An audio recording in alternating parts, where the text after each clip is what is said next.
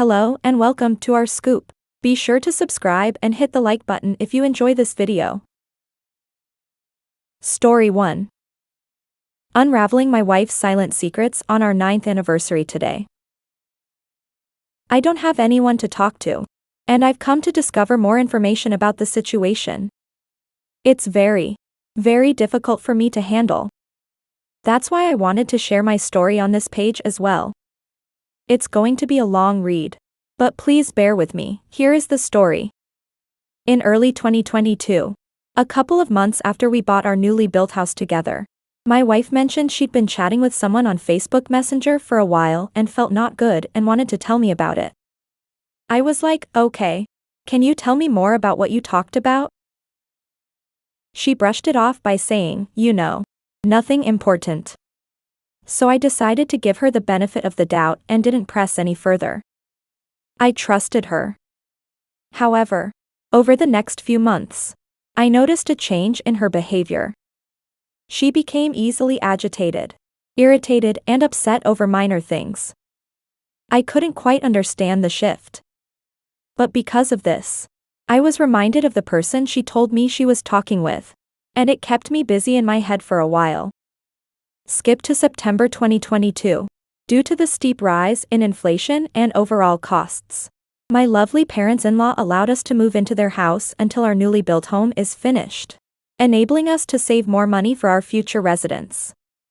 Fast forward to November 2022. We moved into our parents-in-law's house. And because of my wife's behavior, I wanted to revisit the topic, hoping she'd open up about the Facebook Messenger chat. Once again, she downplayed it, saying that it wasn't something important I should worry about. But my gut told me there was more to the story. Fast forward to June 28, 2023. After we moved into our new home and settled in, my curiosity got the better of me, and I checked her messenger without her consent. Unfortunately, I discovered a conversation from October 2021.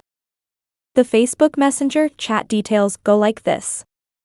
The man she was talking to was a photographer she met at a beach hotel in Turkey in 2013, before our marriage on October 18, 2014. But at the moment of the chat, the guy was on duty in Iraq. So my wife initiated the conversation by sending him a friend request, and it all started there. Some highlights of the beginning of the Facebook chat follows. It was Turkish, so I tried translating everything. The guy starts by saying, "Hey, how are you doing? Why did you add me on Facebook and confuse me?" My wife, I was just wondering if you were going to accept my invitation or not. That's all. The guy says, wondering about what exactly? It hurts me that you do this knowing my weakness for you. And why after all these years? My wife replies, I know. I don't know you very well, but you seem like a nice person. I don't think you would do any harm to me. But you can block me if you want. No worries. I didn't want to disturb you. The guy, harm? What harm could come to you from me? You live in the Netherlands and I am on duty in Iraq. Don't worry. This continued, discussing life updates and reminiscing yada yada. My wife also shared a photo that he took of her in 2013 at a beach hotel, to which he responded with flattery. They also shared each other's Instagrams and continued there. I didn't have access to her Instagram, so I could not read the chats there. We're still on June 28 here, and I decided to approach her about it, without revealing I'd seen the chat. I hoped she'd be honest about it. Instead, she described him as an old friend who would have messaged my wife on her birthday and that the conversation flowed naturally. Lie number 1. Given my ongoing burnout, I didn't have the emotional bandwidth to confront her further about it all. I buried this feeling inside me and went on a vacation to Turkey a couple of weeks afterwards. Fast forward to October 9, 2023. I checked her messenger again, only to find out she'd deleted their conversation, probably after our latest conversation. But I did take screenshots earlier. When confronted that I read the chat but wanted to hear the story from her, she admitted to more details.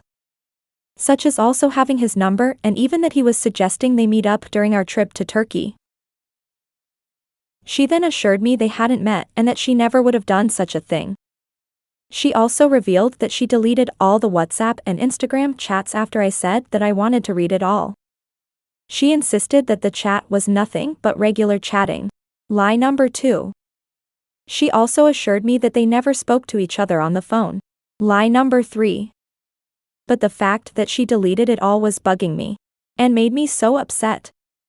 Clearly, she was hiding some things. Then, when I pressed her for reasons behind her actions, she opened up about feeling lonely during many of our nights. I had to focus on finishing my bachelor's study during that period at the end of 2021. She said that she was also battling depression or whatever during that period, which might have influenced her decisions. She expressed deep regret for her actions and pleaded for a second chance. And as a gesture of her commitment to our relationship, she deleted all her social media accounts. No Facebook or Instagram whatsoever, which I've always wanted her to do from the beginning of our marriage. The WhatsApp chat happened on October 18th. While I was thinking how we can rebuild this marriage all over again, and whether I ever could trust her again, I thought by myself to do one last check. I checked her Outlook. Then I saw the words Bordeaux Barely, meaning maroon beret, in the search bar. Then I checked the deleted box and found an email from the WhatsApp chat that she deleted and sent herself a backup of it. The chat happened on March 1st and 2nd of 2023. Asterisk, for the context. This WhatsApp chat was months before the guy proposed to my wife that they meet each other in Ankara on our vacation.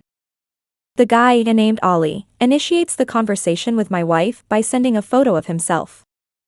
As they exchange more photos, the conversation deepens to discuss their relationship, revealing why they still haven't met in person yet. My wife proposed to FaceTime each other, but the guy said that he barely does any FaceTime even with his family. Whereafter my wife tells him that she also doesn't love to FaceTime but that he is different for her. The guy then said again that he wanted to meet in person first.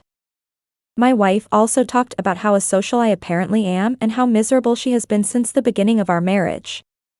Especially post-childbirth, she says, followed by her profound feelings and love for Ali, calling him my love. Then while Ali proposed a face-to-face meeting in Turkey, my wife was hesitant due to the complexities of her situation and said, even if I can come to Turkey, how can I come to you by myself? Some other highlights of the conversation, not in chronological order. My wife to him, I'm lying in bed with someone else while my mind is on you. And the guy to my wife late at night, I want to sleep on your chest, cuddling with you. Fast forward to the end of the chat. My wife ends the conversation like this. I'm so tired, Ali. Of everything. From everyone. I have no strength left for anything. I became unable to recognize myself. Even if I can't be happy, I will try to manage my marriage, but only for my son. I want my conscience to be clear while doing this. I don't want to be crushed under your love while struggling with all this. Because I'm going crazy now. You made me experience feelings that my husband couldn't make me experience. I wish we could have reached this situation years ago. No matter how wrong it is. I love you very much. Ali replies, I love you very much too, beautiful woman. Nearly got a heart attack after reading all this. I went outside my office and cried so freaking hard about this all.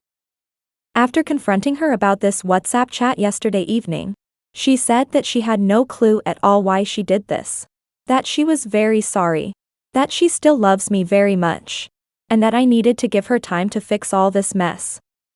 She continuously cried, begging me for another chance.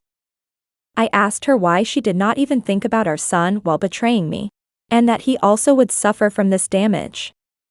Sorry for the very long story, but I'm extremely broken now. How can I look into her eyes from now on? She continued this for so long. Thinking about divorcing her but also about my 5-year-old little boy. Really going through hell. Do you guys have any advice or another perspective about this messed up situation? Interesting update. My mother just came by to congratulate our 9th anniversary and gave €50 to my wife because of her birthday 1 month earlier, as she didn't have the opportunity at that time. Imagine what she will feel and think after I've told her all of this, which most likely eventually will happen. Opinion. In my opinion, this is a plain case of your wife being unfaithful. Cheaters will always try to come up with some type of excuse to justify why they did what they did, either trying to make you pity them or to shift the blame to make it your fault instead of theirs. This is exactly what she is doing, and that is not right. I am so sorry that you are going through this. I can't even imagine what you are feeling because I can only give you an outside perspective. Stay strong.